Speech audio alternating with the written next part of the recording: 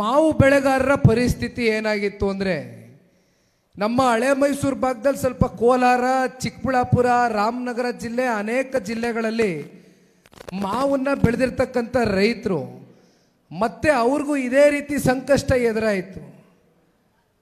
ಕೇಂದ್ರದ ಕೃಷಿ ಮಂತ್ರಿಗಳು ಶಿವರಾಜ್ ಸಿಂಗ್ ಚೌಹಾಣ್ಜಿರವರಿಗೆ ಸನ್ಮಾನ್ಯ ಕುಮಾರಣ್ಣವರೇ ವೈಯಕ್ತಿಕವಾಗಿ ಒಂದು ಪತ್ರವನ್ನು ಬರೆದ್ರು. ಅದು ಎಲ್ಲ ಸಾಮಾಜಿಕ ಜಾಲತಾಣದಲ್ಲೂ ಕೆಲಸ ಆದ ನಂತರ ಈಗ ನಾವು ನೋಡ್ತಾ ಇದ್ದೇವೆ. ಕೇವಲ ಅವರು ಪತ್ರ ಬರೆದಂಥದ್ದಷ್ಟೇ ಅಲ್ಲ, ಶಿವರಾಜ್ ಸಿಂಗ್ ಚೌಹಾಣ್ರವ್ರಿಗೆ ಒಂದೇ ದಿನದಲ್ಲಿ 4 ಬಾರಿ ಫೋನ್ ಮಾಡಿ ಏನಾಯಿತು, ನಮ್ಮ ಮಾವು ಬೆಳೆಗಾರರು ಬೀದಿಗೆ ಬರ್ತಾರೆ. ಯಾಕೆಂದರೆ ಒಂದು ನಾನಿಲ್ಲಿ ಹೇಳಬೇಕಾಗ್ತದಣ್ಣ, ಕೇಂದ್ರದಲ್ಲಿ ಇವತ್ತು ದೇಶದ ಗೌರವಾನ್ವಿತ ಪ್ರಧಾನಮಂತ್ರಿಗಳ ಹಾದಿಯಿಂದ ಹಿಡಿದು ಗೃಹ ಸಚಿವರ ಹಾದಿಯಿಂದ ಹಿಡಿದು ಎಲ್ಲ ಮಂತ್ರಿ ಮಂಡಳವೂ ಕೂಡ ಇವತ್ತು ಸನ್ಮಾನ್ಯ ಕುಮಾರಣ್ಣವ್ರು ಒಂದು ಕರೆ ಮಾಡಿದರೆ ಎಷ್ಟು ಆತ್ಮೀಯತೆಯಿಂದ ಸ್ಪಂದಿಸ್ತಾರೆ ಅಂದರೆ, ನಿಜಕ್ಕೂ ಕೂಡ ಅಂಥ ಒಬ್ಬ ನಾಯಕನನ್ನು ಸೃಷ್ಟಿ ಮಾಡಿರ್ತಕ್ಕಂಥ ನಿಮ್ಮಂಥ ಪುಣ್ಯಾತ್ಮರಿಗೆ ನಾನು ನಿಜವಾಗ್ಲೂ ಧನ್ಯವಾದಗಳನ್ನ ಸಲ್ಲಿಸ್ಲಿಕ್ಕೆ ಬಯಸ್ತೇನೆ. ಆ ಶಕ್ತಿಯನ್ನು ನಮ್ಮ ರಾಜ್ಯದ ಜನತೆ ನೀವು ತಂದುಕೊಟ್ಟಿದ್ದೀರಿ. ಕುಮಾರಣ್ಣ ಅವ್ರಿಗೆ ರಾಜಕೀಯವಾಗಿ ಅಷ್ಟೆತ್ತರಕ್ಕೆ ಬೆಳೆಸಿದ್ದೀರಣ್ಣ. ಹಾಗಾಗಿ ಏನಾಯಿತು, ಮಾವು ಬೆಳೆಗಾರರು 2.5 lakh metric ton 2.5 lakh metric ಟನ್ನಷ್ಟು ಬೆಳೆದಂಥ ಮಾವಿಗೆ ಅವ್ರು ಏನು ಕೇಳಿದ್ರು ರೇಟು 16,000 ಕ್ವಿಂಟಲ್ಗೆ, 16,000 ಕ್ವಿಂಟಲ್ಗೆ ಒಂದು ನಿಗದಿತ ಬೆಲೆ ಏನು ರೈತರು ಕೇಳ್ಕೊಂಡಿದ್ರು, ಅದಕ್ಕೆ ಪೂರಕವಾಗಿ ಕೇಂದ್ರದ ಕೃಷಿ ಸಚಿವರು ಸ್ಪಂದಿಸಿದ್ದಾರೆ. ಅದಕ್ಕೆ ಎಲ್ಲ ಮಾವು ಬೆಳೆಗಾರರು ಕೂಡ ಇವತ್ತು ಏನು ಸಂಕಷ್ಟದಲ್ಲಿದ್ದರು ಅದರಿಂದ ಹೊರಗೆ ಬರಲಿಕ್ಕೆ ಇವತ್ತು ಸನ್ಮಾನ್ಯ ಕುಮಾರಣ್ಣವ್ರು ಕಾರಣಕರ್ತರಾಗಿದ್ದಾರೆ. ನಮ್ಮ ಜಿಲ್ಲೆಯಲ್ಲಿ ಒಬ್ಬರು ಮಹಾನ್ ಭಾವರು ಮಂಡ್ಯ ಜಿಲ್ಲೆಯಿಂದ ಉಸ್ತುವಾರಿ ಮಂತ್ರಿಗಳಾಗಿ ಕೃಷಿ ಸಚಿವರಾಗಿ ಪಾಪ ಇವತ್ತು ರಾಜ್ಯದ ರೈತರನ್ನ ಪ್ರತಿನಿಧಿಸ್ತಾ ಇದ್ದಾರೆ. ನಾಡಗೌಡರು ಸಾಹೇಬ್ರು ಹೇಳಿದ್ರು, ನಾವು ಇವಾಗ ಹೋಗಿದ್ವಿ, ಇಲ್ಲಿ ನಮ್ಮ ಜೋಳ ಬೆರೆದಿರ್ತಕ್ಕಂಥ ಬೆಳೆಗಾರರ ಪರಿಸ್ಥಿತಿ ಬಗ್ಗೆ ಅವ್ರ ಹತ್ರ ಹೇಳಿದ್ವಿ, ನನಗೇನು ಇದ್ರ ಬಗ್ಗೆ ಮಾಹಿತಿ ಇಲ್ಲ, ನನಗೆ ಗೊತ್ತಿಲ್ಲ, ನಾನು ತಿಳ್ಕೊಂಡು ಮಾತಾಡ್ತೀನಿ ಅಂತ ಕಳಿಸಿದ್ರು ಅಂತ ಹೇಳಿದ್ರು. ಇಂಥ ಅಸಹಾಯಕರು, ಇಂಥ ಅಸಮರ್ಥರು ಇವತ್ತು ಈ ರಾಜ್ಯದ ಇಂಥ ಹುದ್ದೆಗಳಲ್ಲಿ ಕೂತ್ರೆ ನಿಜಕ್ಕೂ ರಾಜ್ಯ ಏನಾದರೂ ಸಮಗ್ರ ಅಭಿವೃದ್ಧಿ ಕಾಣಲಿಕ್ಕೆ ಸಾಧ್ಯವ? ನಾಳೆ ದಿನ ದೇವದುರ್ಗಕ್ಕೆ ಸನ್ಮಾನ್ಯ ದೇವೇಗೌಡರು ಸಾಹೇಬರು ಆಗಮಿಸ್ತಾ ಇದ್ದಾರೆ.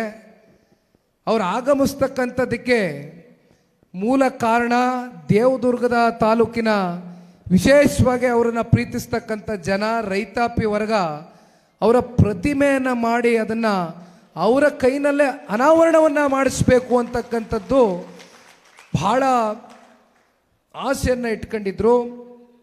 ನಾವು ನಾಡಗೌಡರು ಸಾಹೇಬರು, ನಮ್ಮ ರಾಯಚೂರಿನ ಅನೇಕ ಪ್ರಮುಖ ಮುಖಂಡರುಗಳು ಇತ್ತೀಚೆಗೆ ನಮ್ಮ ಕಚೇರಿಯಲ್ಲಿ ಕೂತಂಥ ಸಂದರ್ಭದಲ್ಲಿ ಕರಿಯಮ್ಮನವರು ಯಾಗಾದರೂ ಮಾಡಿ ದೇವೇಗೌಡರನ್ನ ಕರೆಸಲೇಬೇಕು, ಆ ಪುಣ್ಯಾತ್ಮನ ನಮ್ಮ ರೈತರು ನೋಡಬೇಕು ಅಂತಕ್ಕಂಥದ್ದನ್ನು ಬಯಸ್ತಾ ಇದ್ದಾರೆ ಅಂತ ಹೇಳಿದಾಗ ನಾನು ಫೋನ್ ತಗೊಂಡು ಹೇಳಿದೆ, ಬರಬೇಕು ತಾತ ಅಂತ.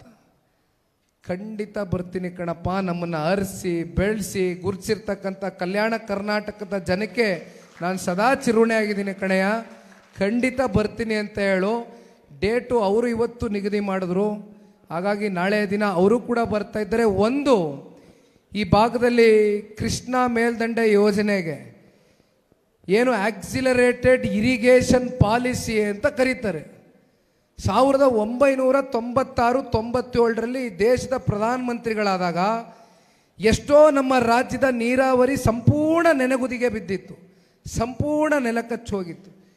ಇವತ್ತಿನವರೆಗೂ ಅವರು ಆಕ್ಸಿಲರೇಟೆಡ್ ಇರಿಗೇಷನ್ ಪಾಲಿಸಿ ಏನು ತಗೊಂಡು ಬಂದು ಕೊಟ್ಟರು, ಹತ್ತತ್ರ 16,000 ಕೋಟಿಯಷ್ಟು ನಿರಂತರವಾಗಿ ಈಗಲೂ ಕೂಡ ನಮ್ಮ ರಾಜ್ಯದ ನೀರಾವರಿಯ ವೇಗಕ್ಕೆ ಒಂದು ನಾಂದಿಯನ್ನು ಆಡಿರ್ತಕ್ಕಂಥ ಕೀರ್ತಿ ಯಾರಿಗಾದರೂ ಸಲ್ಲಬೇಕು ಅಂದರೆ ಅದು ಸನ್ಮಾನ್ಯ ದೇವೇಗೌಡರು ಸಾಹೇಬರಿಗೆ.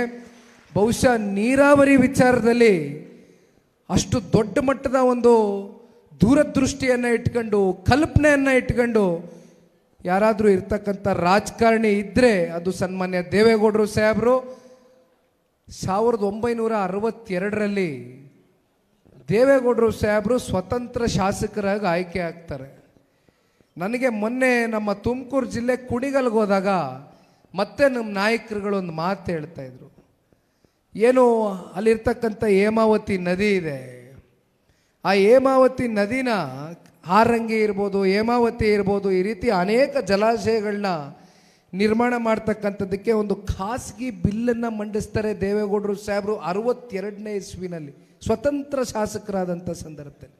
ಅವ್ರಿಗೇನು ವಯಸ್ಸು ಬಹುಶಃ ಒಂದು 27-28 ವರ್ಷ ಇರ್ಬೋದು ಅಂದ್ಕೊಳ್ತೀನಿ. ಆಗ ಒಬ್ಬ ರೈತನ ಮಗ ರೈತರ ಪರವಾಗಿ ಕಾಳಜಿಯನ್ನು ಹಿಡ್ದಿರ ಇನ್ಯಾರನ್ನ ಇಡ್ತಾರೆ? ನಿಜಕ್ಕೂ ರೈತರ ಸಂಕಷ್ಟವನ್ನು ಹೃದಯದಿಂದ ಅರ್ಥ ಮಾಡ್ಕೊಂಡಿರ್ತಕ್ಕಂಥ ವ್ಯಕ್ತಿಗಳು ಈ ರಾಜ್ಯದಲ್ಲಿ ಯಾರಾದರೂ ಇದ್ದರೆ ಅದು ಒಂದು ಸನ್ಮಾನ್ಯ ದೇವೇಗೌಡರು ಸಾಹೇಬರು, ಒಂದು ಕುಮಾರಣ್ಣವರು ಅಂತಕ್ಕಂಥದ್ದನ್ನು ಅನೇಕ ನಿದರ್ಶನಗಳಲ್ಲಿ ಅದನ್ನು ಸಾಬೀತನ್ನು ಮಾಡಿದ್ದೇವೆ. ಅದೇ ರೀತಿ ಸನ್ಮಾನ್ಯ ಕುಮಾರಣ್ಣವರು 2018ರಲ್ಲಿ ಮುಖ್ಯಮಂತ್ರಿಗಳಾದಂಥ ಸಂದರ್ಭದಲ್ಲಿ ಸಮ್ಮಿಶ್ರ ಸರ್ಕಾರದ ಒತ್ತಡಗಳು ಕೇವಲ 14 ತಿಂಗಳು, ಏನು 5 ವರ್ಷ ಅವರೇನು ಪೂರೈಸಲಿಲ್ಲ. 14 ತಿಂಗಳಲ್ಲಿ ಅಭಿವೃದ್ಧಿ ಯಾವತ್ತೂ ಕೂಡ ಶೂನ್ಯ ಆಗಲಿಲ್ಲ. ಅಭಿವೃದ್ಧಿಗೆ ಎಲ್ಲೂ ಕೂಡ ವೇಗ ಕಮ್ಮಿ ಮಾಡಲಿಲ್ಲ, ಅಭಿವೃದ್ಧಿ ಕುಂಠಿತಗೊಳ್ಳಲಿಲ್ಲ. ಆದರೆ 25,000 ಕೋಟಿ ಇವತ್ತು ಸಂಪೂರ್ಣವಾಗಿ ಎಲ್ಲ ರೈತಾಪಿ ವರ್ಗಕ್ಕೆ ನೀನು ಯಾವ ಸಮಾಜ, ಧರ್ಮ, ಜಾತಿ ಅಂತಕ್ಕಂಥದ್ದನ್ನು ಭೇದ ಭಾವ ಮಾಡ್ತೀರಾ. ಪ್ರತಿಯೊಬ್ಬ ರೈತನ ಬ್ಯಾಂಕ್ ಖಾತೆಗಳಿಗೆ ಎಲ್ಲ ಬ್ಯಾಂಕ್ಗಳ ರಾಷ್ಟ್ರೀಕೃತ ಬ್ಯಾಂಕಿಂತ ಹಿಡಿದು ಎಲ್ಲ ಬ್ಯಾಂಕ್ಗಳಲ್ಲಿ 25,000 ಕೋಟಿ ಸಾಲ ಮನ್ನಾ ಮಾಡಿದರು. ಮಾನವೀಯ ರಾಜ ವೆಂಕಟಪ್ಪ ನಾಯಕ್ ಅವರು ನೆನೆಸ್ಕೊಳ್ತಾ ಇದ್ರು, 2013 ಮತ್ತು 2018 ಮಧ್ಯೆ ಇದೇ ಕಾಂಗ್ರೆಸ್ನ ಸರ್ಕಾರ, ಇಂದಿನ ರಾಜ್ಯದ ಮುಖ್ಯಮಂತ್ರಿಗಳೇ ಅಂದು ರಾಜ್ಯದ ಮುಖ್ಯಮಂತ್ರಿಗಳಾಗಿದ್ದರು. ಇಡೀ ರಾಜ್ಯದ ಉದ್ದಗಲಕ್ಕೂ ರೈತರು ಸಂಕಷ್ಟಕ್ಕೆ ಒಳಗಾಗಿ ಸಾಲದ ಹೊರೆಯಿಂದ ಹೊರಗೆ ಬರೋಕ್ಕಾಗ್ದಿರ ಒಳಗಡೆಯಿಂದ ನೀವು ಭಾಳ ನೊಂದು ಬೆಂದು ರೈತರು ಆತ್ಮಹತ್ಯೆ ಮಾಡ್ಕೊಳ್ತಕ್ಕಂಥ ಸನ್ನಿವೇಶಗಳು ಪ್ರಾರಂಭ ಆಯಿತು. ಅದರಲ್ಲಿ 9 ಜನ 18 ಜನಕ್ಕೆ 28 ಜನಕ್ಕೆ ರೈತ ಕುಟುಂಬಕ್ಕೆ ಯಾರ್ಯಾರು ನೇಡಿಗೆ ಶರಣಾಗಿದ್ರು, ಆತ್ಮಹತ್ಯೆ ಮಾಡ್ಕೊಂಡಿದ್ರು ಅಂಥವ್ರನ್ನೆಲ್ಲ ಗುರುತಿಸಿ ನಾವು ಮಂಡ್ಯದಲ್ಲಿ ಮಾತಾಡ್ತೀವಿ. ಕುಮಾರಣ್ಣವ್ರು ಮಂಡ್ಯಕ್ಕೆ ಒಬ್ಬರೇ ಲೀಡ್ರಲ್ಲ, ಮಂಡ್ಯಕ್ಕೆ ಮಾತ್ರ ಲೀಡ್ರಲ್ಲ, ಕುಮಾರಣ್ಣ ಇಡೀ ರಾಜ್ಯಕ್ಕೆ ಲೀಡ್ರು ಅಂತಕ್ಕಂಥದ್ದನ್ನು ಸಾಬೀತು ಮಾಡಿದ್ದಾರೆ. ಇಲ್ಲೂ ಬಂದು 28 ಜನ ರೈತಾಪಿ ವರ್ಗದ ಜನರಿಗೆ ನಾನು ಇದ್ದೇನೆ ನಿಮ್ಮ ಜೊತೆಯಲ್ಲಿ, ಧೃತಿಗೆಡಬೇಡಿ, ನಾನು ನಿಮ್ಮ ಜೊತೆ ಇದ್ದು ಮುಂದೆ ನೀವು ಸಾಲಗಾರ ಆಗದೇ ಇರತಕ್ಕಂಥ ನಿಟ್ಟಿನಲ್ಲಿ ನಿಮ್ಮನ್ನು ಸಾಲದ ಹೊರೆಯಿಂದ ಹೊರಗೆ ತಗೊಂಡು ಬರ್ತಕ್ಕಂಥದ್ದು ಅಷ್ಟೇ ಅಲ್ಲ, ಹಲವಾರು ಕಾರ್ಯಕ್ರಮಗಳು ಮುಂದೆ ನೀವು ಸಾಲಗಾರ ಆಗಬಾರ್ದು ಅಂತಕ್ಕಂಥ ಚಿಂತನೆಯಿಂದ ನಾನು ತಯಾರಿ ಮಾಡ್ಕೊಂಡಿದ್ದೇನೆ, ನಿಮಗೆ ನೀಡ್ತೇನೆ ಅಂತಕ್ಕಂಥದ್ದನ್ನ ಹೇಳಿದರು. ಆದರೆ ವಿಪರ್ಯಾಸ 14 ತಿಂಗಳಲ್ಲಿ ಅವರ ಸರ್ಕಾರವನ್ನು ಪಾಪ ಕಾಂಗ್ರೆಸ್ನ ಕೆಲವೊಂದಷ್ಟು ನಾಯಕರುಗಳು ಕೆಡಬಿದ್ರು. ಎಲ್ಲ ಮುಗಿದೋಗಿರ್ತಕ್ಕಂಥ ಅಧ್ಯಾಯ ಅಣ್ಣ, ಇನ್ನೇನು ಹೆಚ್ಚಿಗೆ ನಾನು ಸಮಯ ತೆಗೆದುಕೊಳ್ಳೋಕೆ ಹೋಗೋದಿಲ್ಲ ಅಣ್ಣ. ಯಾಕೆಂದರೆ ಮುಂದೆ ಜಿಲ್ಲಾ ಪಂಚಾಯಿತಿ, ತಾಲೂಕು ಪಂಚಾಯಿತಿ ಚುನಾವಣೆಗಳಿದೆ. ಅಲ್ಲಿನ್ನೂ ಸಾಕಷ್ಟು ರಾಜಕೀಯ ವೇದಿಕೆಗಳಲ್ಲಿ ಇನ್ನೂ ಬಹಳ ವಿಚಾರಗಳು ಚರ್ಚೆ ಮಾಡ್ತಕ್ಕಂಥದ್ದಕ್ಕೆ ಅವಕಾಶ ಇದೆ. ನಾನು ಮಾನವಿಗೆ ಹೋಗಬೇಕಾಗಿದೆ.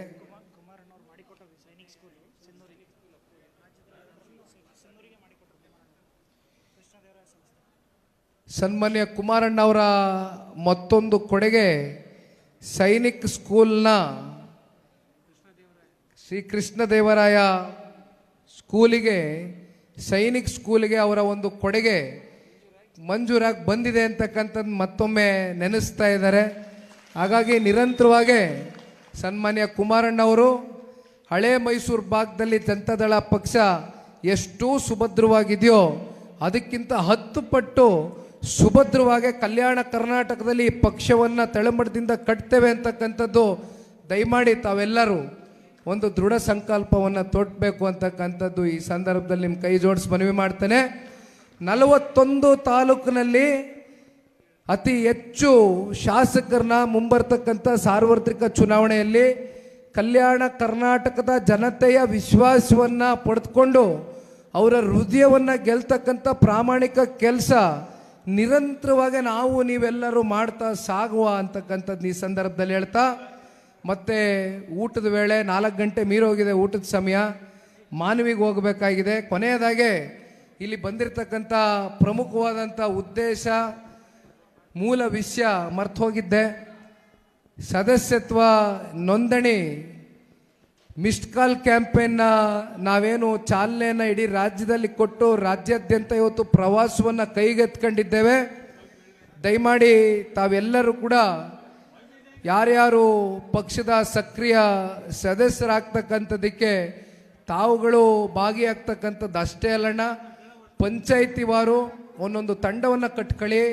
ಹಿರಿಯಕರು, ಯುವಕರು, ಹೆಣ್ಮಕ್ಳು ಎಲ್ಲರೂ ಸೇರಿ ಆಯಾ ಪಂಚಾಯಿತಿಗಳಿಗೆ ಹೋಗಿ ತೆರಳಿ ಜನತಾದಳ ಪಕ್ಷದ ದೊಡ್ಡವರ ಕುಮಾರಣ್ಣನ ಸಾಧನೆಗಳೇನು, ಪ್ರಾದೇಶಿಕ ಪಕ್ಷದ ಮುಂಬರ್ತಕ್ಕಂಥ ದಿನಗಳಲ್ಲಿ ಈ ರಾಜ್ಯದ ಸಮಗ್ರ ಅಭಿವೃದ್ಧಿಗೆ ಅವಶ್ಯಕತೆಗಳೇನು ಅಂತಕ್ಕಂಥದ್ದನ್ನು ತಾವೆಲ್ಲರೂ ಅವ್ರಿಗೆ ಮನವರಿಕೆ ಮಾಡಿಕೊಡುವ ಮೂಲಕ ಇಡೀ ತಾಲೂಕಾದ್ಯಂತ ಎಲ್ಲ ಮತದಾರ ಬಂಧುಗಳಿಗೆ ಈ ಮಿಸ್ಡ್ ಕಾಲ್ ಕ್ಯಾಂಪೇನ್ನಲ್ಲಿ ಭಾಗವಹಿಸ್ತಕ್ಕಂಥದ್ದಕ್ಕೆ ನೀವೆಲ್ಲರೂ ಕೂಡ ಇವತ್ತಿನಿಂದ ಪಣ ತೊಟ್ಟು ಹೊರಡಬೇಕು ಅಂತಕ್ಕಂಥದ್ದನ್ನು ಹೇಳ್ತಾ, ಯೂತ್ ವಿಂಗ್ನ ಆ್ಯಕ್ಟಿವ್ ಮೆಂಬರ್ ಆಗಿರ್ತಕ್ಕಂಥ ನಮ್ಮ ಅಭಿಷೇಕ್ ನಾಡಗೌಡ್ ಎಲ್ಲಿದ್ದಾರೆ, ಮತ್ತು ತಾಲೂಕು ಅಧ್ಯಕ್ಷರಾಗಿರ್ತಕ್ಕಂಥ ಬಸವರಾಜ್ ನಾಡಗೌಡರು ಸಾಹೇಬರು, ನಾಡಗೌಡರು ವೆಂಕಟರಾವ್ ನಾಡಗೌಡರು ಸಾಹೇಬರ ಸಹೋದರರು. ಹಾಗಾಗಿ ಧನ್ಯವಾದ ಅಣ್ಣ, ನಿಮ್ಮೆಲ್ರಿಗೂ ವಂದಿಸಿ ನನ್ನ ಮಾತು ಮುಗಿಸ್ತೇನೆ. ಮಾನವಿಲೆಲ್ಲ ಕಾಳ್ತಾ ಇದ್ದಾರೆ, ಹೋಗಿ ಬರ್ತೀವಣ್ಣ, ಒಳ್ಳೆಯದಲ್ಲ. ಅದೇ ರೀತಿ ಗೋಮರ್ಸಿ ಉದ್ಬಾಳ್ ಗ್ರಾಮದಲ್ಲಿ ಬಾಣತಿಯ ಸಾವಿನ ಕುರಿತು ಆ ಕುಟುಂಬದವರು ನಿಖಿಲ್ ಕುಮಾರಸ್ವಾಮಿ ಅವರಿಗೆ ಭೇಟಿಯಾಗಲು ಆಗಮಿಸಿದ್ದಾರೆ. ದಯವಿಟ್ಟು ಯುವಕರು ಆ ಕುಟುಂಬದವರಿಗೆ ಅನುವು ಮಾಡಿಕೊಡ್ಬೇಕು. ಸ್ವಲ್ಪ ಸೈಡ್ ಸೇರಿರಿ. ಆ ಕುಟುಂಬದವರು ಬಂದಿದ್ದಾರೆ. ದಯವಿಟ್ಟು ಜಾತ್ಯತೀತ ಜನತಾದಳ ಪಕ್ಷಕ್ಕೆ ಇವತ್ತು ಪಕ್ಷ ಸೇರ್ಪಡೆ ಕೂಡ ಆಗಿದ್ದಾರೆ. ಅವ್ರಿಗೂ ಕೂಡ ದಯವಿಟ್ಟು ಇಷ್ಟೊತ್ತು ವೇದಿಕೆ ಮೇಲಿದ್ದವರು ಸೈಡ್ ಕೊಡ್ರಿ.